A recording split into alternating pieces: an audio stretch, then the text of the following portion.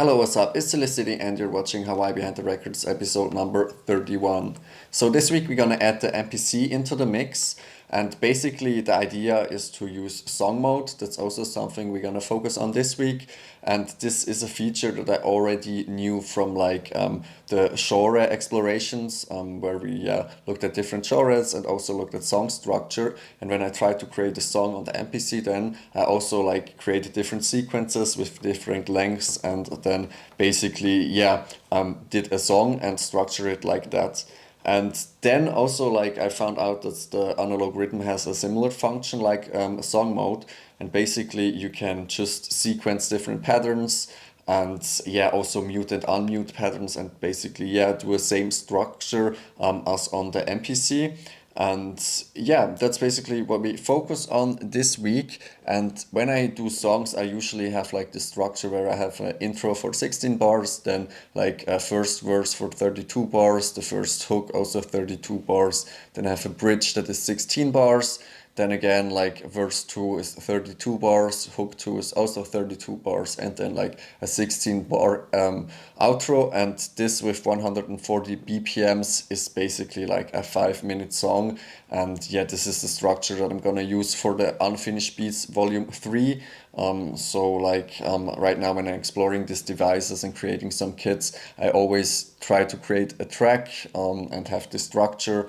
And then next week I'm gonna show you how we can export those tracks or ideas that we have on the devices onto the MacBook, and also use it in Ableton to just have a little bit more control for the fine tuning and finishing of the track. But this week we're just gonna explore the feature, and we're gonna just look at how I structure those songs. And for this also we have the overhead view this week. So I set up the camera to record the analog rhythm, so you see the display as well as the MPC. And then let's just dive into the analog rhythm. Alright, so before we go into the MPC, we just take another look at analog rhythm, and this time I also have the overhead view, so you can see a little bit more what I do. And I just give a little run through of the normal controls and the things that I always use, and then we go into the song mode. And I'm just gonna start here with the basic kit. So you can see I have different sounds, and always you change the name here. And then if I go to the source, I basically see what the sound is made up. I can change the things like decay and stuff like that. But for now I just want to basically keep it. I can also change the sample that I have here, with all the loaded samples. And also change where the sample starts and stuff like that. And then I also have a filter, and here I can just adjust the filter. As always, the resonance, this is when I change the knobs. That's basically what I do. Then here we have the amp, where I can do the distortion, reverb, delay, also the whole envelope of the amplitude setting here. And then also the LFO, where I can just change the different stuff I want to change, and also do here hold one shot or 3, and then also just change here how it is random and stuff like that. And then also the triggers, if I press here I can just change one note of this trigger here and stuff like that, or change the micro timing. That's stuff I usually do. But for now I don't want to actually do that, so I just reload the kit, and then everything is back to how it was.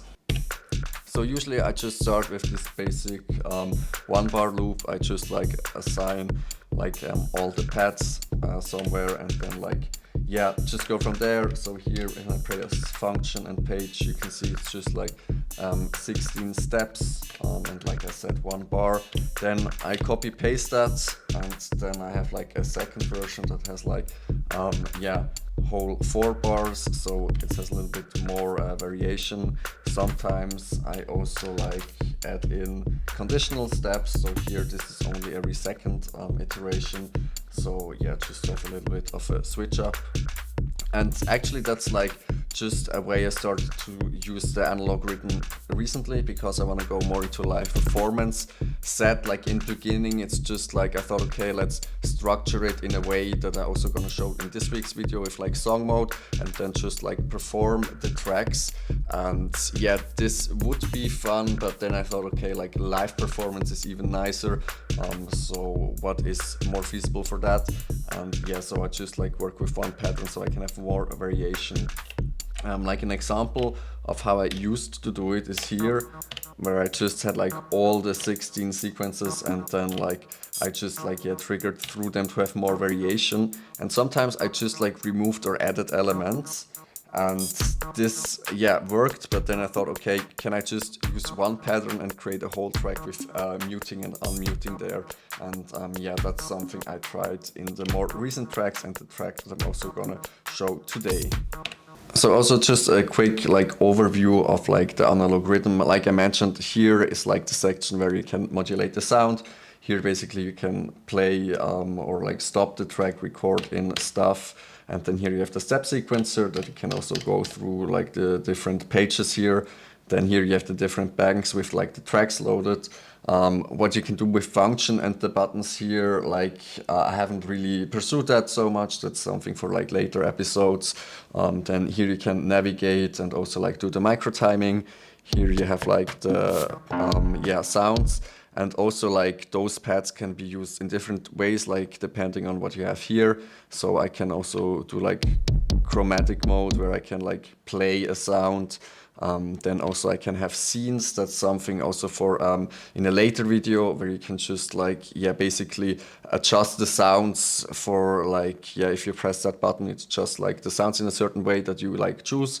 And performance pads is basically the same, but this is more like when you press it, you change it, and the scenes are more like you press them and they stay, and those are more for like build up, that's how I thought of using them so far. But like I said, this is in a later video.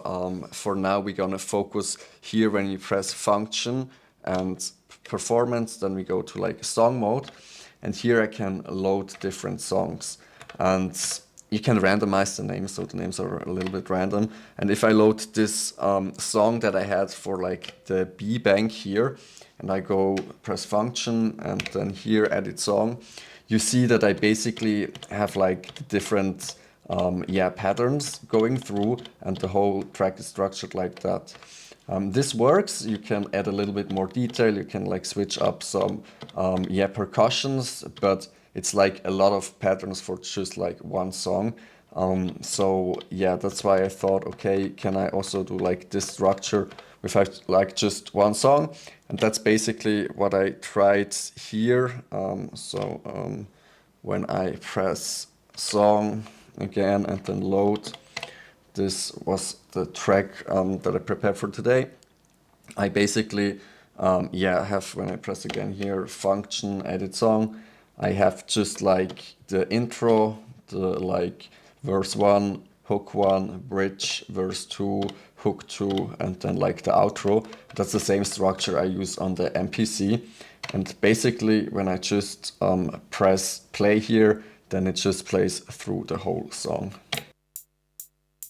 So in this track I just worked with one pattern. As you can see here, I just have C5, and I mute and unmute basically the sounds of the patterns to create like the song structure. And yeah, this is just a different way, a way that used like less patterns and is a little bit more sustainable. For me, it's easier to just come up with like a basic pattern with all those sounds here, and then like just mute and unmute it. And if I want to like switch up or have some variation in the hi-hats or like in some arrangement, I could still like do a pattern that's like C6 or something, and then just like switch in between them and just then have like different switch ups. But for me it's easier, and if you see the other track again as a reference, here I really have like a different pattern for every section, and still within that I mute and unmute. So it just takes a little bit more time, and it's also like a little bit like less nice to see, or has a less nice overview, instead of like just here when I go and I have like those yeah, 7 different parts. And yeah, with that structure I can really just mute, unmute, and then like do the same thing on the MPC to like, yeah, then have an overall song. And yeah, I think that's all we need to know for the analog rhythm for now. And yeah, then let's switch to the MPC. All right, let's look at the MPC. And here I basically have this arrangement with like 5 different plugins, 5 different sounds, and here it's already everything arranged. So when I go here to the main, I always start with this bass sequence. Let's see this one, where I basically have everything playing. So this is much also without the drums. So yeah, I just basically copy that every time. And then we have here the intro, and then here you see it's just like one thing playing, and then yeah, this basically changes throughout the different parts. And then yeah, basically I get all those different yeah, sections of the song. And then when I go to song mode here, I can basically just choose here the different sounds, and then I can here convert, and then I can add it to a section. I already did this here. So here we have like the view of the whole track. You see there's just like the different sounds coming in and out, and together with like the switch up of the drums, this creates a whole track, or at least that's the idea. And then yeah, from there I can also like, yeah, create some tracks for the Unfinished Beats Volume 3, where I can just like, yeah, practice this song structure, and also like, yeah, getting used to those devices and still having like, yeah, an output or some tracks to work with, and just also like, yeah, getting better at like, yeah, mastering and like all those workflows, which is also part of this journey, I guess. So yeah, here we have like the tracks, and when I press play start, it basically plays this track, and I can sync it together with MIDI to the drum machine. Okay, so now we basically have all the parts that we need for our track. We have the drums here programmed, and also like the instruments over here on the MPC, and it's all synced up. So when I press play, I can just like, yeah, start mixing everything together. And like I mentioned, like this was the initial idea, to just like, yeah, create a lot of tracks and then be able to like perform them live. And performing means like mixing them with the mixer. This is like one approach, and it's also chill because like, yeah, I don't have to focus all the times on muting, unmuting, and like changing stuff. But it's still something I want to pursue, and that's something I'm gonna tackle in the second half of the arc, where I'm just gonna, yeah, try to deconstruct those songs into like, yeah, basic loops or like basic patterns I can mute and unmute, and yeah, perform them live, and then also use things like yeah, scenes or performance pads to have even more like, yeah, control over the sounds. But I think I'm still gonna, yeah, use those basic songs or like synced up songs, so I can just like chill a little bit during the set, or like also enjoy the vibe a little bit. And yeah, like I mentioned, always have to be on the device. And overall the goal always is to like have something like a song out of a jam session. Yeah, so I can just like, yeah, have fun and still have like a track and be able to like play it on CDJs, because you can always take your live setup everywhere. And with that yeah, setup, or that idea behind it, I can also like have the same vibe in like, yeah, just with CDJs in a club. But yeah, without further ado, I'm just gonna try this out, and this is gonna be the second time of me trying this out, because like the first time when I recorded it, basically the whole episode, the SD card got cooked, so that's all lost. So yeah, that was sad, but let's just focus on the good things, and yeah, maybe make a better song or jam mix. So yeah, let's go.